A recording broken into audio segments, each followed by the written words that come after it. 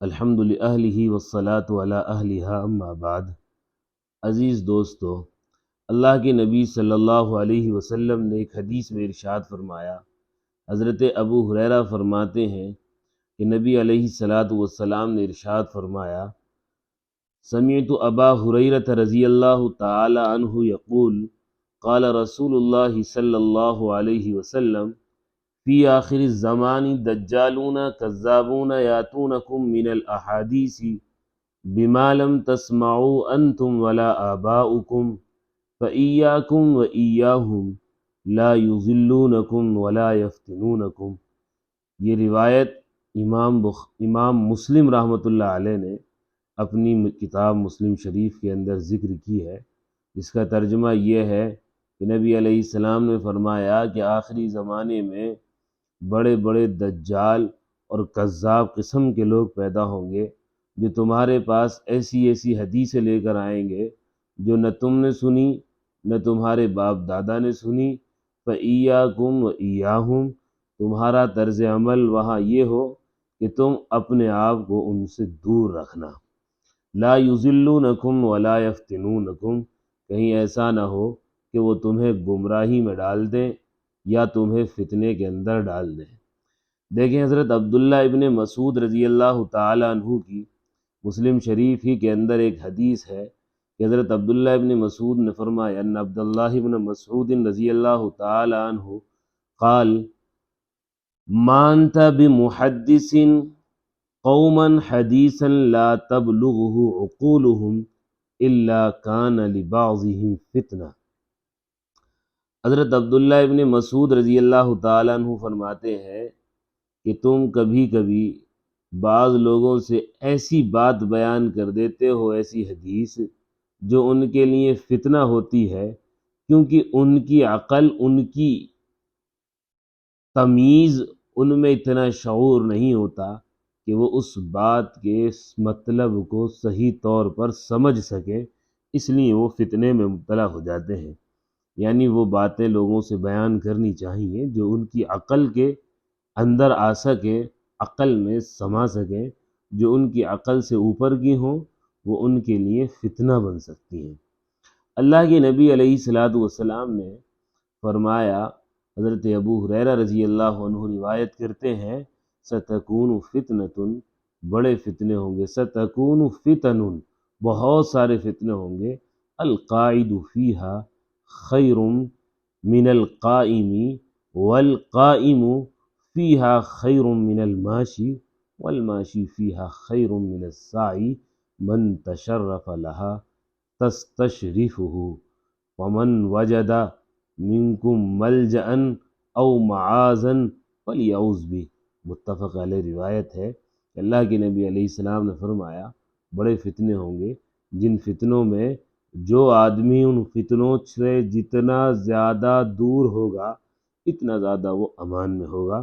یہاں تک کہ آپ نے فرمایا ان فتنوں میں بیٹھا ہوا شخص کھڑے ہوئے شخص سے بہتر ہے، اور کھڑا ہوا شخص ان فتنوں میں چلنے والے شخص سے بہتر ہے، اور چلنے والا شخص اس شخص سے بہتر ہے جو ان فتنوں میں دوڑ رہا ہے۔ آپ علیہ السلام نے فرمایا ان فتنوں کی سختی کا عالم یہ ہوگا کہ جو آدمی ان کو جھانک کر دیکھے گا وہ فتنہ ان کو اپنی طرف اچک لے گا، وہ فتنہ ان کو اپنی طرف اچک لے گا۔ اللہ کے نبی علیہ السلام نے فرمایا تم میں جو آدمی پناہ پالے، جو آدمی ان فتنوں سے بچنے کی جگہ پالے، اس کو چاہیے کہ وہ ضرور ان فتنوں سے بچنے کی جگہ میں پہنچ جائے، پناہ گاہ میں پہنچ جائے، ان فتنوں سے بچ جائے۔ عزیز دوستو، بہت ساری چیزیں ایسی ہیں جو ہم لوگ جن چیزوں کے اندر مبتلا ہوتے جا رہے ہیں، آہستہ آہستہ وہ فتنے ہمیں جکڑ رہے ہیں۔ ہم کس طریقے سے فتنوں کو جھانکتے ہیں اس کا اندازہ اس بات سے لگائیے، بلکہ ان فتنوں کے بارے میں بتانے سے پہلے میں آپ کو بتا دوں کہ محمد ابن سیرین رحمۃ اللہ علیہ مسلم شریف کے اندر ارشاد فرماتے ہیں، ان کی روایت ہے کہ ان ھذا العلم دین فانظروا عمن تاخذون دینکم، کہ یہ علم، یہ دین ہے، یہ علم دین ہے، تم سوچ لو، دیکھ لو کس قسم کے لوگوں سے تم لوگ دین حاصل کر رہے ہو۔ اصل میں ہمارے بہت سے دوستوں کو یہ شوق ہے کہ وہ یوٹیوب پر جا کر طرح طرح کی ویڈیوز دیکھتے ہیں دین کے تعلق سے، اور عام طور پر وہ ویڈیوز دیکھتے ہیں جن میں کوئی اختلافی مسئلہ بیان کیا گیا ہو، یا جہاں کہیں مناظرہ ہو رہا ہو، یا جہاں کہیں ایک دوسرے کو نیچا دکھانے کی کوشش کی جا رہی ہو، تو اس میں عام قسم کا بندہ بھی جا کر دیکھنے کی کوشش کرتا ہے، اور پھر وہ ان اختلافی مسائل کو اپنے طور پر بغیر کسی علم کو حاصل کیے ہوئے سنتا ہے، جس کی وجہ سے وہ آدمی فتنے کے اندر مبتلا ہو جاتا ہے۔ فتنے میں مبتلا ہونے کی وجوہات میں سے ایک وجہ تو یہ ہے کہ اس نے یہی دیکھنا بند کر دیا کہ کس آدمی سے وہ علم حاصل کر رہا ہے، خواہ وہ رافضی ہو، شیعہ ہو، بدعتی ہو، اور کسی گمراہ فرقے کا ہو، اسے اس سے کوئی بحث نہیں ہوتی، بس اسے اس کے الفاظ اچھے لگنے لگیں، اس کی تقریر اچھی لگنے لگتی ہے، تو بس وہ اس کی تعریف میں رطب اللسان ہو جاتا ہے، اس کا گرویدہ ہو جاتا ہے، اور اس کا عاشق ہو جاتا ہے، اس کی باتوں کو فالو کرنے لگتا ہے۔ ایک بنیادی وجہ یہ بھی ہے فتنے کے اندر گرفتار ہونے کی کہ آدمی ہر کس و ناکس سے اپنا علم حاصل کر رہا ہے بغیر اس کے عقیدوں کی جانچ پڑتال کیے ہوئے۔ دوسری وجہ یہ بھی ہے فتنے کے اندر مبتلا ہونے کی، جیسا کہ حضرت عبداللہ ابن مسعود رضی اللہ تعالیٰ عنہ نے ارشاد فرمایا ہے کہ بہت سی حدیثیں آدمی کی عقل سے اونچی ہوتی ہیں اور ان کی عقل میں آنے والی نہیں ہوتی ہے، جس کی وجہ سے وہ آدمی فتنے کا شکار ہو جاتا ہے، کیونکہ بہت سے لوگ ایسی باتیں بھی سنتے ہیں جن کا تعلق بہت زیادہ علمی چیزوں سے ہے، علمی باتیں ہیں، اور وہ ان کو سمجھ میں نہ آنے کی وجہ سے انہیں گمراہی کی طرف لے جاتی ہیں۔ ایک وجہ یہ بھی ہے، اور ایک وجہ اور ہے جس کی وجہ سے آدمی فتنے کے اندر مبتلا ہوتا ہے۔ ایک حدیث کے اندر آیا ہے، اللہ کے نبی علیہ الصلوۃ والسلام نے ارشاد فرمایا کہ جو آدمی علم حاصل کرے اور اس لیے حاصل کرے تاکہ وہ کم عقل لوگوں کو بیوقوف بنا سکے، یا علماء پر اپنے علم کا رعب ڈال سکے، یا لوگوں کی لیصرف وجوہ الناس الیہ، یا لوگوں کی توجہات اپنی طرف پھیر سکے، لوگوں کے رخ کو اپنی طرف موڑ سکے، اپنا فالوور بنا سکے، تو اللہ کے نبی علیہ الصلوۃ والسلام نے فرمایا ایسا آدمی جہنم میں جائے گا۔ تو عام طور پر ہم لوگ علم اس لیے حاصل کر رہے ہوتے ہیں تاکہ ہم محفل میں بیٹھ کر اپنے دوستوں سے یہ کہہ سکیں تجھے کیا پتہ ہے، میں بتاتا ہوں اصل بات کیا ہے، تاکہ ہم دوستوں میں یہ کہہ سکیں کہ بھئی میں تو سب کی سنتا ہوں، یہ اپنی عقل کو اتنے معیار کا ثابت کرنے کی کوشش کریں کہ بغیر علوم عالیہ، یعنی جن علوم کو سمجھے بغیر شریعت کا سمجھنا ناممکن ہے، شرعی علوموں کا سمجھنا ناممکن ہے، ان علوم کو حاصل کیے بغیر اپنے دوستوں میں اور لوگوں میں اپنے آپ کو یہ ثابت کرنے کی کوشش کرتا ہے کہ میں تو بہت بہت انٹیلیجنٹ ہوں، بہت زیادہ میں ذہین ہوں، فطین ہوں، اور میں تو اچھے اچھے علماء کی باتوں میں خود ہی فیصلہ کر لیتا ہوں کون حق پر ہے کون باطل پر ہے۔ یہ وجہ بھی عام طور پر آدمیوں کو گمراہ کر دیتی ہے۔ ہمارے ہندوستان کے اندر ایک بہت بڑا بادشاہ جس نے تقریباً 50 سال تک حکومت کی گزرا ہے، جسے ہم اکبر بادشاہ کہتے ہیں، دا اکبر گریٹ۔ یہ بچپن سے دیندار تھا، نمازوں کا پابند تھا، دیندار قسم کے لوگوں سے محبت رکھتا تھا، لیکن اس کی گمراہی کی وجہ یہ رہی کہ اس نے اپنے محل کے اندر، اپنے دربار کے اندر ہر قسم کے علماء کو بلانا شروع کیا اور ان کے مناظرے کرانے شروع کیے، اور خود ان میں اس حیثیت سے بیٹھا کرتا تھا گویا حق اور باطل جو اس کی سمجھ میں آ جائے وہی ہے، باقی اسے علم ہو یا نہ ہو اس سے کوئی بحث نہیں تھی، جس کی وجہ سے اکبر تمام ادیان سے باغی ہو گیا، اور اس نے یہ کہا کہ ہاں بس سبھی مذہب ٹھیک ہیں، سبھی مذہب کی سبھی باتیں ٹھیک نہیں، کچھ باتیں ہر مذہب کی صحیح اور ہر مذہب کی غلط ہیں، اور اس نے ایک دین الہی کے نام سے دین چلایا، جس کے انسداد کے لیے اللہ تبارک و تعالیٰ نے حضرت شیخ احمد سرہندی مجدد الفسانی رحمۃ اللہ علیہ سے کام لیا، اور انہوں نے اس فتنے کی جڑ کو ختم کیا۔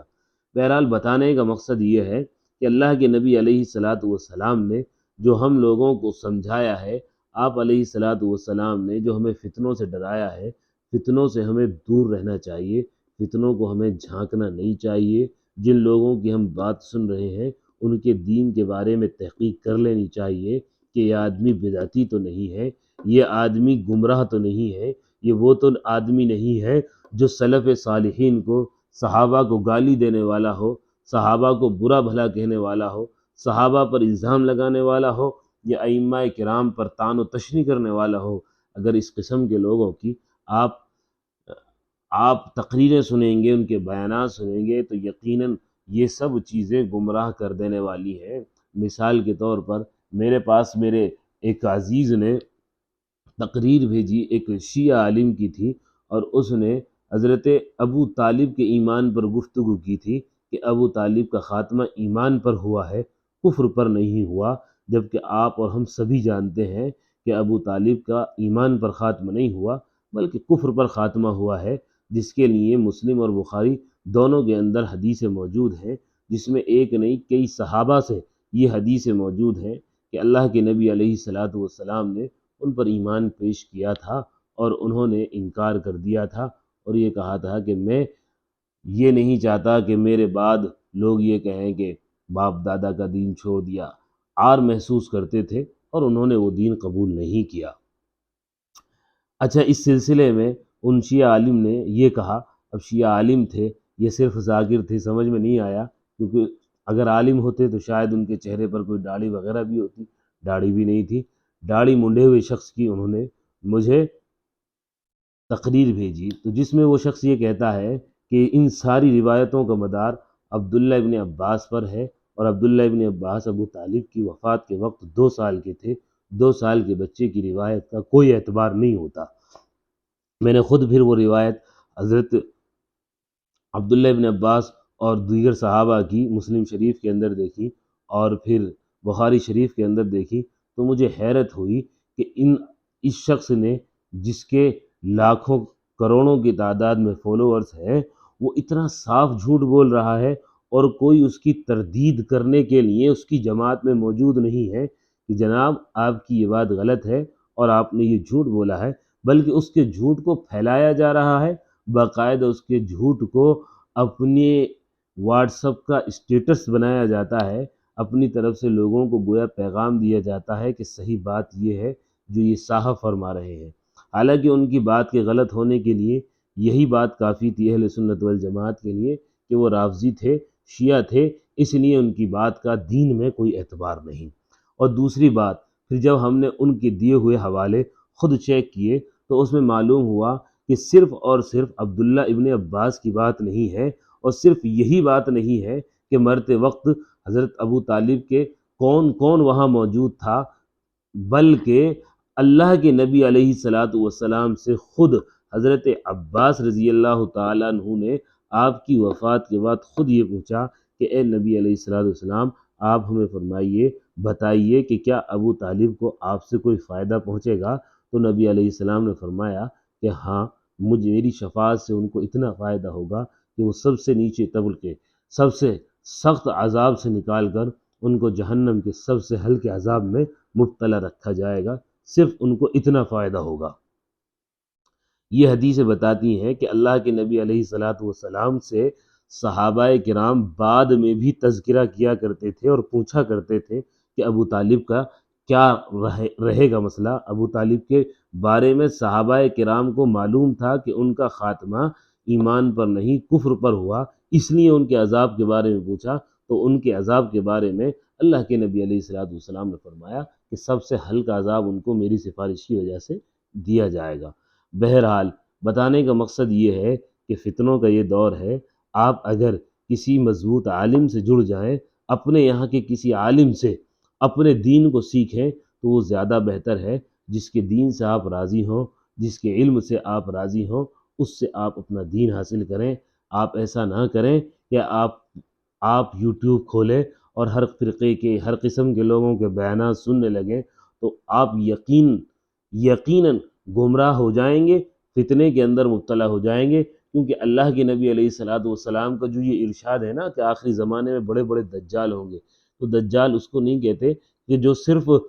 صریح جھوٹ بولے، بلکہ دجال وہ بھی ہوتا ہے کہ جو آدمی بات کا مطلب غلط نکالتا ہو، وہ بھی دجال ہے۔ وہ آدمی وہ بھی جھوٹا ہے جو لفظوں سے اس کا غلط مطلب نکالتا ہے۔ تو اللہ کے نبی علیہ السلام نے فرمایا آخری زمانے میں دجال بھی ہوں گے، کذاب بھی ہوں گے، جو تمہیں ایسی ایسی حدیثیں سنائیں گے جو تمہارے باپ دادا نے نہیں سنی۔ اب باپ دادا نے نہیں سنی، اس کا مطلب یہ تو اب ظاہر سی بات ہے آج کے دور میں اگر ہم غور کریں، اگر ہمیں کوئی حدیث بتاتا ہے تو ہم فوراً پوچھتے ہیں اس کی سند کیا ہے، اس کی سند کیا ہے۔ تو وہ سند کے اعتبار سے تو عام طور پر ہمیں گمراہ نہیں کر پاتے ہیں، لیکن اس کے مطلب کے حساب سے وہ گمراہ کرنے کی کوشش کرتے ہیں کہ جو سلف صالحین نے اس کا مطلب لیا ہوتا ہے اس سے ہٹ کر وہ لوگوں کو ایک نیا مطلب بتا رہے ہوتے ہیں، اور گویا سلف پر اعتراض کر رہے ہوتے ہیں، نشانہ لگا رہے ہوتے ہیں، طعن کر رہے ہوتے ہیں، تشریح کر رہے ہوتے ہیں کہ سلف نے گویا اس کا صحیح مطلب نہیں سمجھاتا، صحیح مطلب وہ ہے جو میں تمہارے سامنے پیش کر رہا ہوں۔ یہ بھی دجل ہے، یہ بھی کذب ہے، یہ بھی جھوٹ ہے،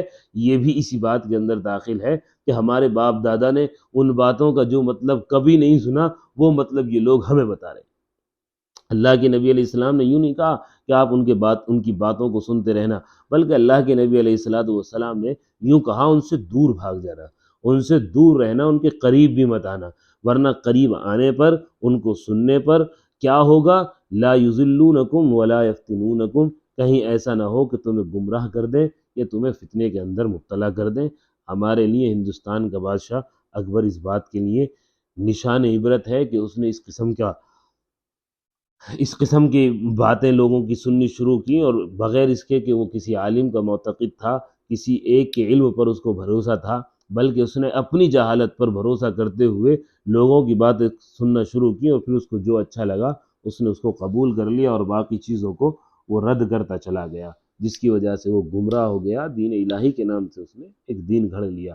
بہرحال آپ سے گزارش یہ ہے کہ آپ اپنے علاقے کے علماء سے جڑیں، معتبر علماء سے جڑیں، ان سے علم حاصل کریں، تاکہ اللہ تبارک و تعالی ہمیں ان فتنوں سے محفوظ فرمائے۔ ورنہ اگر آپ کا علم حاصل کرنے کا ذریعہ صرف یوٹیوب ہوگا، جہاں سے آپ علم حاصل کرنا چاہیں گے، وہ بھی ہر کس و ناکس کی تقریر سن کر بغیر اس کی تحقیق کیے ہوئے کہ یہ آدمی معتبر بھی ہے یا نہیں، تو یقیناً پھر آپ گمراہی کی طرف چلے جائیں گے، فتنے میں مبتلا ہو جائیں گے۔ ہاں، اگر آپ کو یوٹیوب پر کوئی بیانات سن رہے ہیں، کسی عالم کے سننے ہیں، تو آپ اپنے علاقے کے معتبر علماء سے پوچھیں کہ ان میں سے کون سا عالم معتبر ہے، انہیں ان کی باتیں سنائیں۔ اگر وہ یہ تصدیق کر دیتے ہیں کہ ہاں یہ آدمی گمراہ نہیں ہے، یہ حق یہ حق پرست عالم ہے، علماء حق میں سے ہے، علماء سو میں سے نہیں ہے، تو پھر آپ اس کے بیانات کو سن سکتے ہیں۔ ورنہ خدا کے لیے اپنے آپ کو فتنے میں مبتلا کرنے سے بچیں۔ اللہ پاک ہمیں عمل کی توفیق عطا فرمائے۔ وآخر دعوانا الحمد للہ رب العالمین۔ اگر کوئی غلطی ہو گئی تو آپ کمنٹس کریں اور ہمیں اس کی طرف متوجہ کریں، انشاءاللہ ہم اپنی غلطی کو دور کریں گے۔